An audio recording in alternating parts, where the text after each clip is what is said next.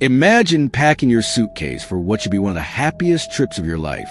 A cruise vacation, blue water, sunny skies, family time, good food, music, laughter, new places to visit.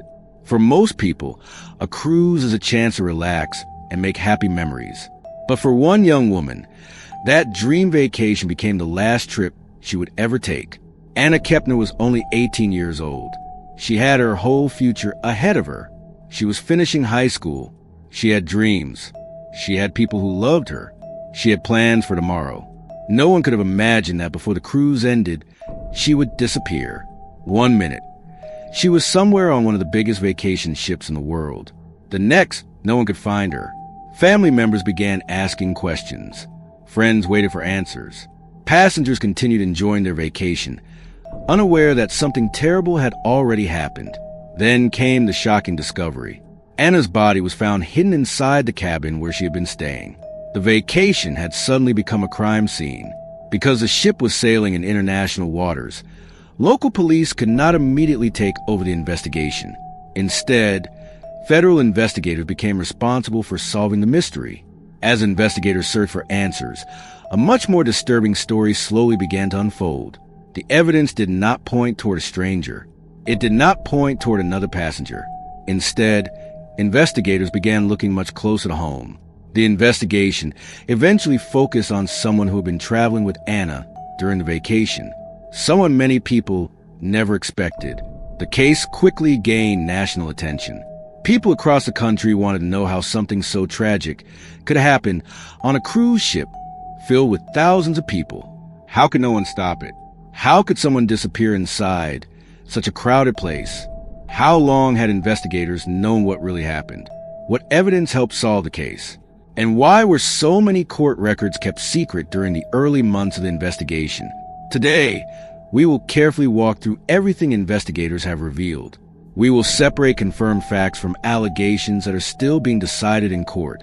We will look at Anna's life before the cruise. We will examine the timeline of the vacation. We will explore the investigation.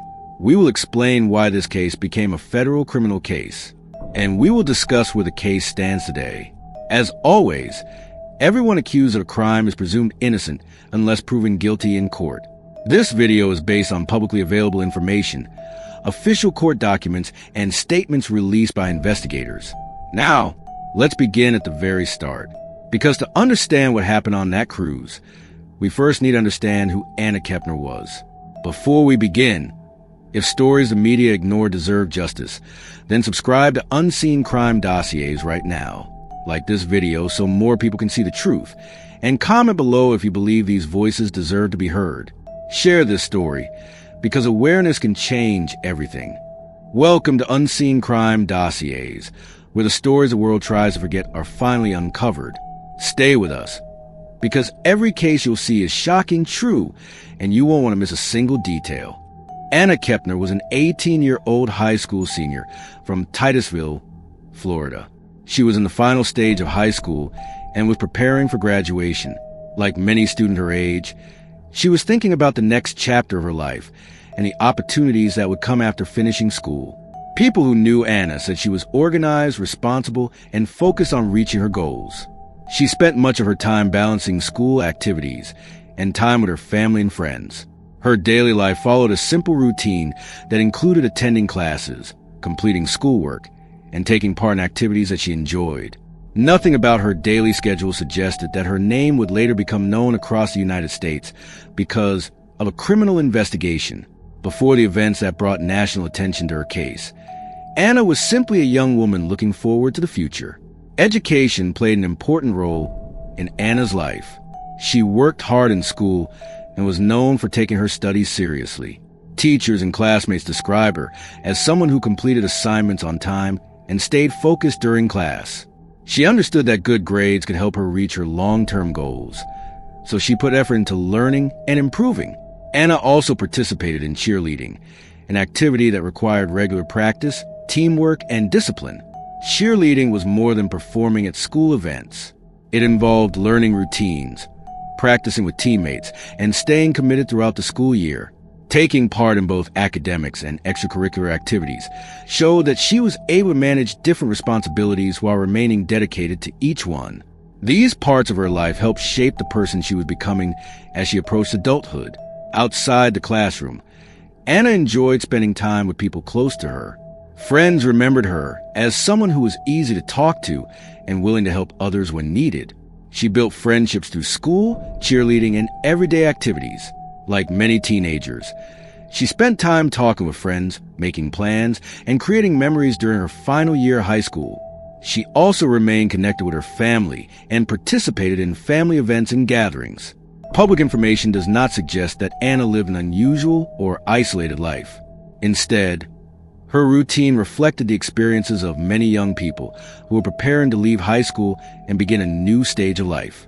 Her family expected that she would continue building toward the future she had planned for herself. As graduation came closer, Anna looked ahead to the goals she hoped to achieve after high school. While not every detail of her future plans has been shared publicly, people close to her said she was excited about the opportunities waiting for her. Like many students her age, she was reaching an important milestone that marked the end of one chapter and the beginning of another. Graduation often brings new choices involving college, work, or other personal goals, and Anna was preparing to make those decisions. She had already spent years working toward this moment through her education and personal development.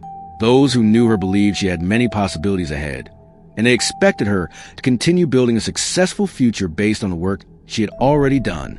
The family cruise that later became the center of federal criminal investigation was planned as a vacation. Cruises are commonly chosen because they allow families to spend several days together while visiting different destinations and enjoying activities on board. Before the trip began, there was no public indication that anything unusual was expected to happen. Anna boarded the cruise with members of her family as thousands of other passengers prepared for what they believed would be an ordinary vacation at sea.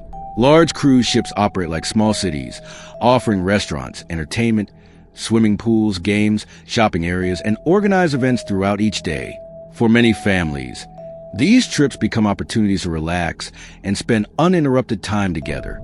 Based on publicly available information, there was nothing to suggest that this vacation would later become the focus of a nationwide investigation handled by federal authorities.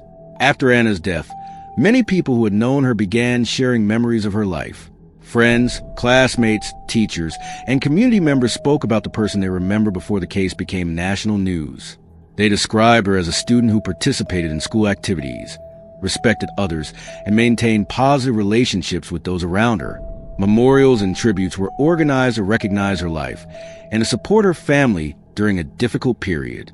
As media coverage increased, many reports chose to begin by introducing Anna as a person rather than only discussing the criminal investigation. This approach helped people understand that before she became the subject of news reports and court documents, she had been a daughter, a student, a teammate, and a friend whose everyday life had been centered on school, family, and plans for future. Understanding Anna Kepner's background provides important context for the case that followed. The investigation is often discussed because of where it happened, the legal questions surrounding crimes committed in international waters, and the federal court proceedings that came afterward. However, the story begins long before investigators became involved. It begins with a young woman completing high school, participating in cheerleading, spending time with family and friends, and preparing for adulthood. Those confirmed details remain the foundation of her story. As this documentary continues, the focus shifts from Anna's life before the vacation to the timeline of the cruise itself, examining the sequence of events that eventually led investigators to open one of the most closely followed federal homicide cases connected to a cruise ship in recent years. The trip that would later become the center of a federal homicide investigation began as a planned family vacation. Anna Kepner and several members of her family boarded the Carnival Horizon, a large cruise ship that regularly sails routes through the Caribbean before returning to Florida. Cruise vacations are popular because they combine transportation, lodging, dining, and entertainment into one trip, allowing passengers to visit multiple destinations without changing hotels. Before the ship left port, thousands of travelers completed the boarding process, checked into their cabins, and prepared for several days at sea.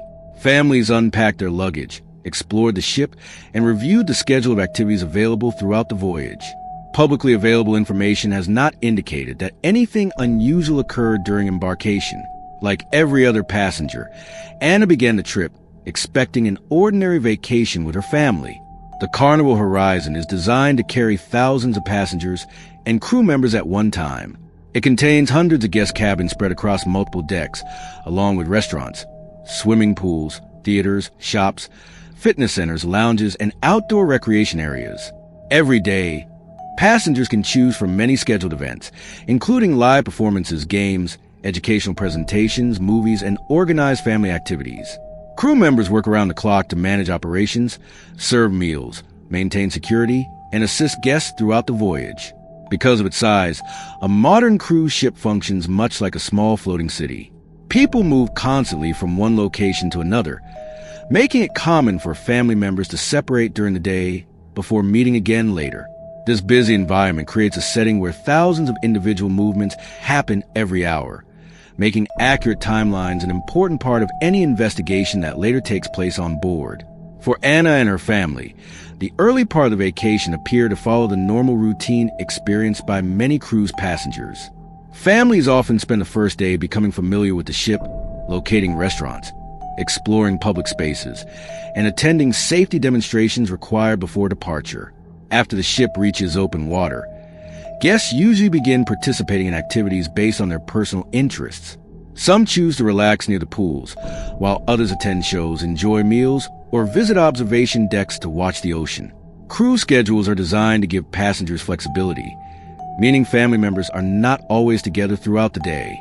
Investigators later examined these normal travel patterns because understanding how passengers move around the vessel helped establish an accurate timeline of events during the voyage. As the cruise continued, ship personnel carried out their regular responsibilities while electronic systems recorded information that would later become valuable evidence. Modern cruise ships use key card technology to allow passengers access to cabins and certain restricted areas. Security cameras monitor many public spaces, including hallways, entrances, elevators, and entertainment venues. Crew members also maintain logs of important incidents that occur during each voyage. These systems exist primarily to improve passenger safety and assist with daily operations, but they can also become essential investigative tools if a crime is reported. Federal investigators would later review available surveillance footage, cabin access records, witness statements, and other digital information to reconstruct movements aboard the ship at the time the vacation was underway. However, these systems operated in the background without drawing attention from most passengers. One important detail that later shaped the investigation involved the ship's location during the critical period of the case. As the Carnival Horizon traveled through international waters, legal authority became different from what would normally apply on land. Crimes committed outside the territorial waters of a state may fall under federal jurisdiction, depending on the circumstances and the nationality of those involved. This meant that when investigators later began examining Anna's death, agencies such as the Federal Bureau of Investigation became responsible for leading much of the criminal investigation. The location of the ship at sea also affected how evidence was collected, preserved, and transferred after the vessel reached port. Understanding where the ship was traveling at different times became one of the many details investigators documented while building their timeline.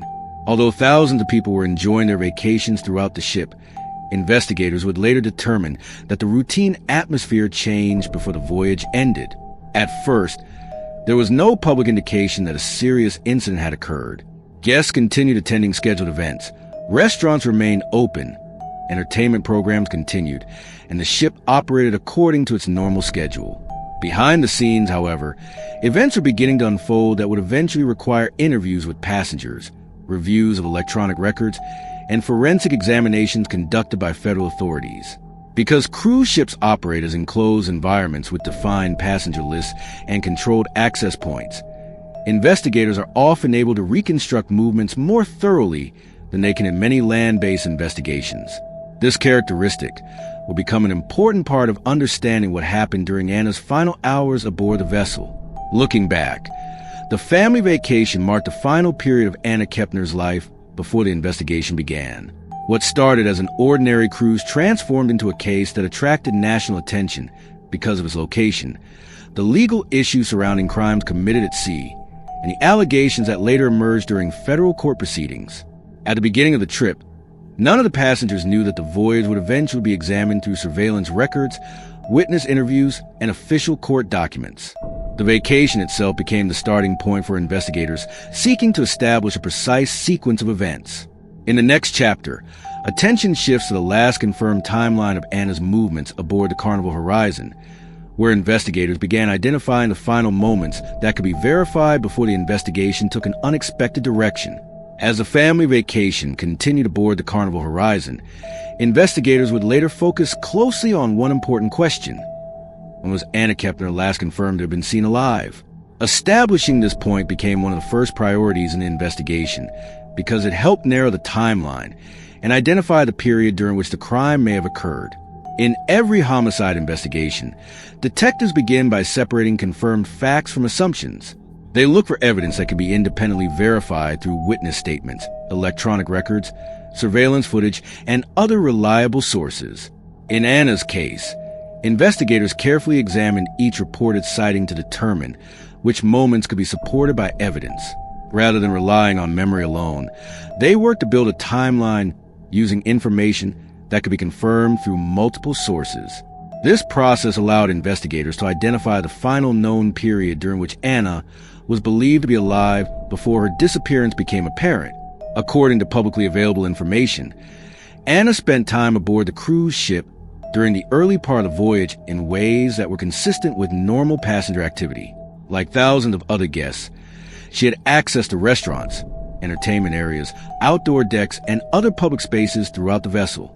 Cruise ships encourage passengers to move freely between different locations during the day, making it common for family members to spend time apart before meeting again later.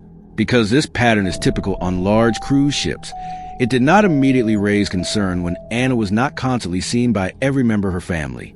Investigators later reviewed the movements of everyone connected to the case in order to determine where individuals had been during the hours leading up to her disappearance. The goal was not only to identify Anna's last confirmed movements, but also to understand who may have crossed paths with her during that time. One of the most valuable sources of information came from the ship's electronic systems. Modern cruise vessels record a significant amount of operational data, including cabin keycard activity and surveillance footage from many public areas. Federal investigators examined these records to determine whether Anna's movements could be traced through objective evidence rather than personal recollection.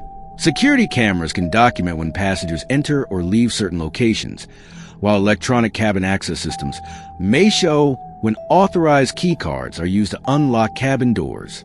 These records do not always provide a complete picture because cameras do not cover every area of a ship, and some locations have limited visibility for privacy reasons.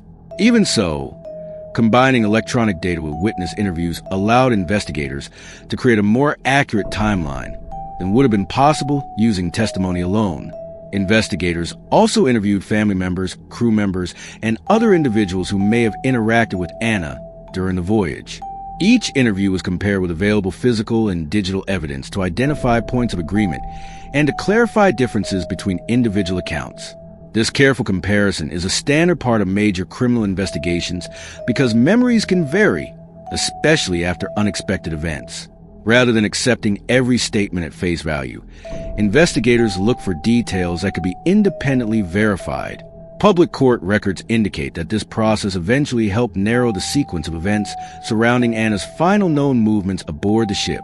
While many details gathered during these interviews have not been released publicly, officials have stated that the evidence collected formed an important foundation for the later federal prosecution.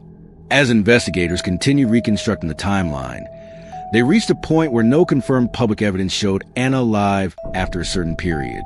Determining this window of time became one of the most significant findings in the case because it helped investigators focus their attention on specific locations, individuals, and activities aboard the vessel.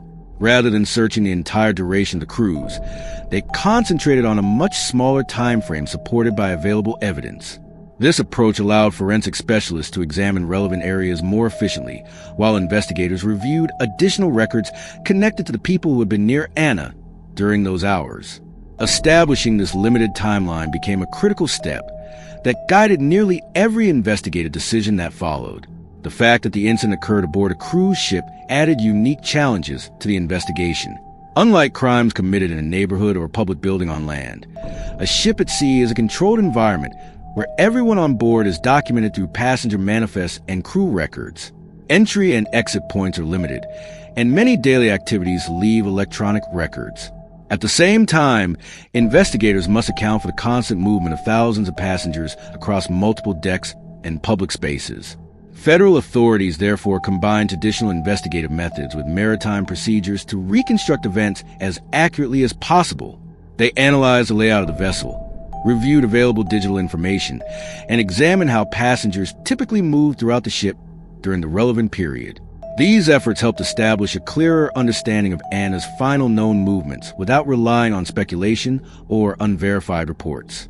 Although investigators succeeded in identifying the final confirmed period during which Anna was believed to have been alive, many specific details remain sealed or have not been publicly disclosed because of the ongoing legal process.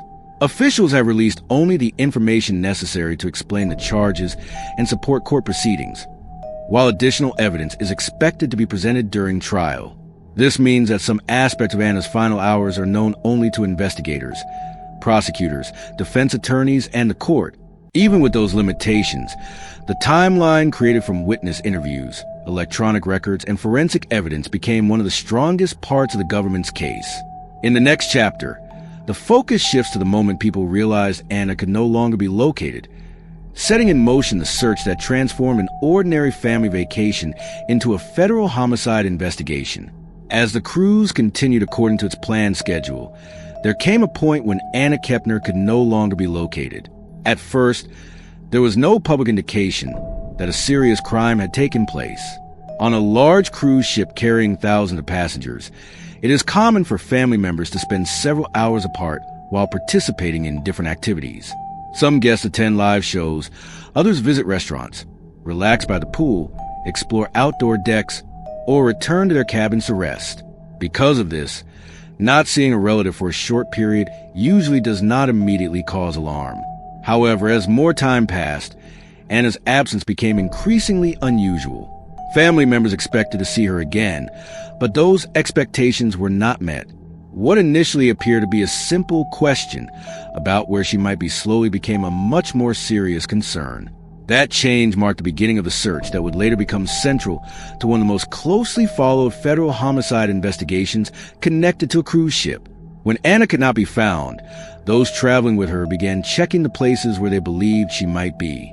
They searched common areas of the ship, returned to the family's cabin, and looked through locations where passengers often gathered during the day. Cruise ships are large enough that finding one individual can sometimes take time, especially when thousands of people are moving between different decks and entertainment areas. It is not unusual for passengers to lose contact with one another for several hours before reconnecting later. Even so, Anna's continued absence eventually suggested that the situation was different from an ordinary misunderstanding. As each location was checked without success, the search became more focused. The family's concern increased because no one could provide a confirmed answer about where Anna had gone or when she had last been seen. As the situation developed, cruise ship personnel became involved. Crew members are trained to respond when a passenger cannot be located, and they follow established procedures designed to gather information quickly. These procedures generally include asking when the missing person was last seen, identify what clothing they were wearing, determining whether they had returned to their cabin, and reviewing available records that may help narrow the search area. Depending on the circumstances, crew members may also communicate with security personnel, examine surveillance systems covering public spaces, and coordinate efforts across different departments on board. Modern cruise ships operate with detailed security protocols because they must be prepared to respond to medical emergencies, accidents, missing passengers, and other unexpected situations. At this stage, however, the available information did not yet explain why Anna could not be located. One of the first locations examined during searches involving missing passengers is the person's assigned cabin. Cabins often provide important information because they contain personal belongings, travel documents, clothing, and electronic devices. Investigators later determined that the cabin connected to Anna would become one of the most important locations in the case. At the time, however, the focus remained on finding her as quickly as possible. Family members and crew continued trying to determine whether she had gone somewhere else on the ship or whether someone had seen her recently. Every passing hour reduced the likelihood that her absence could be explained by ordinary passenger activity. As concern continued to grow, the search shifted from locating a missing traveler to determining whether something more serious had occurred. Cruise ships maintain a variety of electronic systems that assist both daily operations and emergency responses. Passenger key cards record access to cabins, while surveillance cameras monitor many hallways, elevators, entrances, and public gathering areas. Security personnel may also maintain logs of unusual incidents reported during a voyage. These resources became increasingly important as the search for Anna continued. Investigators would later rely on this information to reconstruct movements aboard the vessel and identify the sequence of events leading up to her disappearance. Electronic records cannot always answer every question because some locations are not covered by cameras, and privacy rules limit surveillance in certain areas. Even so, the information collected from these systems became an essential part of the investigation that followed once the seriousness of the situation became clear. As additional efforts failed to locate Anna, the atmosphere surrounding the search changed significantly. What had begun as an attempt to find a passenger who was temporarily out of contact gradually became a potential criminal investigation. Ship personnel understood that if a passenger could not be accounted for after a thorough search, every available source of information would need to be examined carefully. The vessel itself represented a controlled environment where passenger movements could often be reconstructed through interviews, digital records, and physical evidence. Because the Carnival Horizon was traveling in international waters during the relevant period, any confirmed criminal offense would likely involve federal jurisdiction once the ship reached port. These legal considerations would become increasingly important as investigators began examining what had happened aboard the vessel. The search for Anna eventually reached a turning point when investigators made a discovery that changed the direction of the entire case. Until that moment, there had remained hope that a simple explanation might account for her absence. Instead, the evidence revealed that the situation involved far more than a missing passenger. The routine vacation that had started with sightseeing, entertainment, and family activities had become the scene of a federal homicide investigation. Every interview, electronic record, and physical location aboard the ship would now be examined in detail to determine exactly what had occurred. In the next chapter, attention turns to a confirmed discovery that transformed the search into a criminal case and led federal authorities to begin collecting evidence for what would become a high-profile prosecution. The search for Anna Kepner reached a decisive moment when investigators confirmed that she had not simply gone missing somewhere aboard the Carnival Horizon. According to publicly reported information in federal court records, Anna was found inside the cabin where she had been staying during the family vacation. Her body was discovered concealed beneath the bed, immediately changing the nature of the situation from a missing person search to a homicide investigation. Until that point, family members, crew, personnel, and security staff had been trying to determine her location using the normal procedures followed when a passenger cannot be found. The discovery established that this was no longer a matter of locating a traveler who had become separated from others. It required the immediate preservation of evidence, careful documentation of the scene, and the involvement of federal law enforcement because the incident had occurred while the ship was traveling in international waters. Once Anna was located, access to the cabin became tightly controlled. In any suspected homicide investigation, the first responsibility of investigators is to protect the scene from contamination. Every object inside the room can potentially provide important information, including luggage, clothing, electronic devices, fingerprints, biological evidence, and personal belongings. Investigators work methodically, photographing the area before moving anything, recording the position of every item, and documenting conditions exactly as they are found. This careful process helps preserve evidence that may later be examined in forensic laboratories or presented in court. Because even small changes to a crime scene can affect an investigation, only authorized personnel are allowed to enter once the area has been secured. The cabin aboard the cruise ship therefore became one of the most important locations in the entire case, serving as a starting point for the evidence-gathering process that followed. After the scene was secured, investigators began examining every available source of information connected to the cabin. They compared physical evidence with electronic records collected from the ship, including keycard access logs, surveillance footage from nearby hallways and public areas, and statements provided by passengers and crew members. Their objective was to establish precise sequence of events by determining who entered or left the cabin, when those movements occurred, and whether the available evidence supported witness accounts. Rather than relying on assumptions, investigators focused on information that could be independently verified. Each piece of evidence was analyzed alongside other findings to create a timeline that could withstand detailed examination during future court proceedings. This methodical approach is standard practice in major criminal investigations and became especially important because the incident had taken place in a unique maritime setting. The location of the cruise ship at the time of the incident also influenced how the investigation moved forward. Because the Carnival Horizon was in international waters during the relevant period, the case fell under federal jurisdiction rather than being handled solely by local authorities. The Federal Bureau of Investigation assumed a leading role in gathering evidence and coordinating the criminal investigation after the ship returned to port. Federal agents worked alongside forensic specialists and other professionals to document the scene, interview witnesses, and review electronic records collected from the vessel. Investigating a crime aboard a cruise ship presents challenges that differ from investigations on land, including preserving evidence while the ship continues operating and coordinating with multiple agencies once the vessel reaches its destination. These factors required investigators to follow both standard homicide procedures and legal rules that apply to crimes committed at sea. The medical examination became another important step in determining what had happened. According to publicly released information, the medical examiner concluded that Anna's death was a homicide caused by mechanical asphyxia. This official finding provided investigators with critical forensic evidence and confirmed that her death had resulted from a criminal act rather than an accident or natural causes.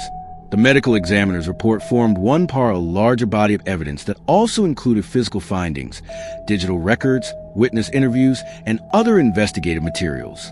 While many details of the forensic examination have not been released publicly, the official determination helped investigators narrow their focus and guided the direction of the federal case. Medical findings are often combined with other forms of evidence to establish both the circumstances surrounding a death and the timeline of events leading up to it. As the investigation continued, prosecutors gradually assembled the evidence they believed supported criminal charges. Information gathered from the cabin, together with electronic records and witness statements, became central to the government's case. Some details remained sealed because portions of the legal proceedings initially involved a juvenile defendant, limiting what investigators and prosecutors could publicly disclose. Over time, additional information became available through federal court filings, allowing the public to better understand how investigators developed their case. Even so, officials continue withholding certain evidence because it may be introduced during trial. This balance between informing the public and protecting the integrity of future court proceedings is common in major criminal cases, particularly when significant evidence has not yet been presented before a jury. The discovery inside the cabin marked the point at which every aspect of the vacation came under close examination. What had begun as an ordinary family trip was now the subject of an extensive federal homicide investigation involving forensic analysis, digital evidence, interviews, and legal proceedings. From that moment forward, investigators concentrated on reconstructing the hours leading up to Anna Kepner's death using only evidence that could be documented and verified. The work carried out after the discovery laid the foundation for the charges that would later be filed in federal court. In the next chapter, the focus turns to why the Federal Bureau of Investigation became the lead agency, how federal jurisdiction applied to this case, and what made investigating a homicide in international waters different from a similar investigation on land. One of the biggest questions raised after Anna Kepner's death was why the investigation was led by the Federal Bureau of Investigation instead of local police. Many people naturally assume that a homicide is investigated by the police department closest to where it happened. That is generally true when a crime takes place inside a city or county. However, Anna's case was different because the incident occurred aboard the Carnival Horizon while it was traveling in international waters. Once a ship moves beyond the territorial waters of state, different laws determine which government agency has the legal authority to investigate. Because of where the ship was located during the critical period of the case, federal law applied, making the FBI the primary investigative agency. Understanding this legal process helps explain why the case was handled in federal court rather than in a state criminal court. International waters are areas of the ocean that are outside the territorial boundaries of any single country. In the United States, state law generally applies only within state borders and territorial waters, which usually extend a limited distance from the coastline. Beyond those limits, jurisdiction becomes more complex. Federal law allows the United States to investigate certain crimes committed aboard ships involving U.S. citizens or vessels connected to the United States.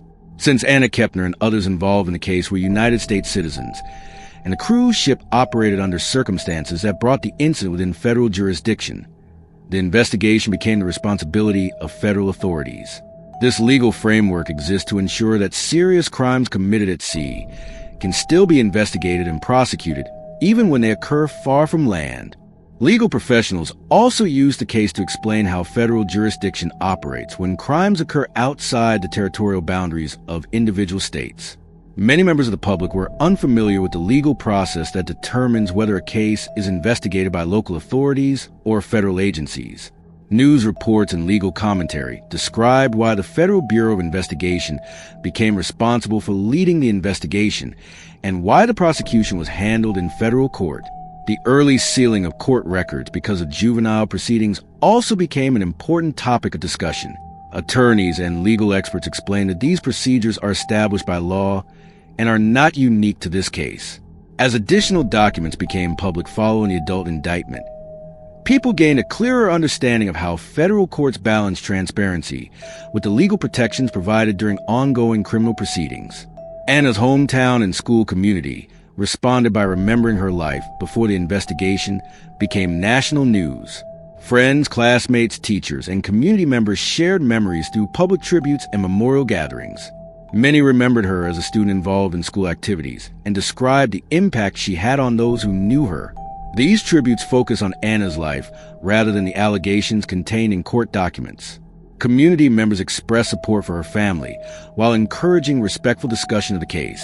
Local events honoring her memory reflected the difference between the public legal process and the personal loss experienced by those who had known her before national media coverage began. These responses reminded many people that behind every criminal investigation is an individual whose life extended far beyond the circumstances described in court filings. As media coverage expanded, journalists generally emphasize an important legal principle that applies to every criminal prosecution. Although prosecutors have filed serious charges and presented allegations in court, the defendant remained presumed innocent unless proven guilty beyond a reasonable doubt. Responsible reporting distinguished between accusations made by the government and findings established through the judicial process. This distinction helped reduce confusion as public interest continued to increase. At the same time, the court limited the release of certain evidence because the trial had not yet taken place. As a result, many questions raised during public discussions remained unanswered pending future court proceedings. The ongoing nature of the case meant that journalists, legal analysts, and members of the public continued following each development while awaiting the presentation of evidence during trial. The reaction to Anna Kepner's case demonstrated how unusual criminal investigations can generate nationwide attention when several uncommon circumstances occur at the same time. The combination of a cruise ship setting, federal jurisdiction, juvenile legal procedures, and allegations involving a family member created a case that many people had never encountered before. News coverage expanded beyond reporting individual events to include explanations of maritime law, federal criminal procedure, forensic investigations, and passenger safety aboard cruise ships. As the legal process continued, public discussion evolved from immediate questions about the investigation to broader conversations about how similar cases are handled within the United States justice system. In the next chapter, The focus shifts to the important questions that remain unanswered publicly, examining which issues may only be resolved through future court proceedings and the presentation of evidence during trial. Here at Unseen Crime Dossiers, we're driven by a mission to uncover hidden realities, honor forgotten voices, and keep their memories alive. If this story made you pause, reflect, or feel something, there's more coming that will challenge you even deeper. Make sure to hit subscribe, tap the like button, and turn on that notification bell so you never miss a case. We're dropping new episodes regularly. And trust us, what's ahead is even more chilling. Before you go, we want to hear from you. What moment hit you the hardest? Drop it in the comments. Your perspective matters, and your voice helps keep these stories alive. Until next time, stay alert, stay informed, and never stop seeking the truth, because every life deserves to be heard. Thanks you all for watching.